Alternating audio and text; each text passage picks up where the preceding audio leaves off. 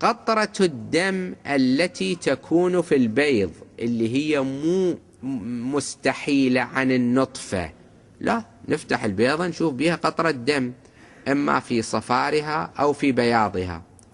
يجوز واحد هذه البيضة يطبخها ويأكلها كلها مع الدم؟ لا، ما يجوز، مشكل. زين، يقدر يشيل الدم. الدم مرة يكون في الصفار أو يكون في البياض. الصفار محجوز عن البياض بقشرة رقيقة، أكو قشر خفيف يحوط الصفار، فإذا كان في الصفار البياض ما راح يتنجس، إذا كان في البياض الصفار ما راح يتنجس. هذه وحدة، نخلص من مسألة النجاسة في أحد الأمرين.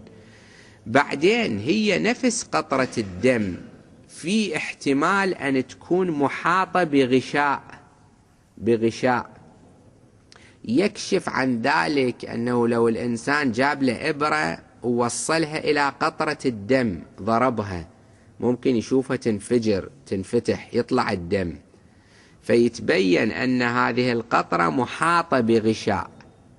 إذا صار هالشكل حتى الجزء الذي فيه هذه القطرة هم ما راح يتنجس، يعني الصفار اللي فيه القطرة ما راح يتنجس أو البياض اللي فيه القطرة ما راح يتنجس، لمجرد احتمال وجود غشاء. هذا الاحتمال كافي.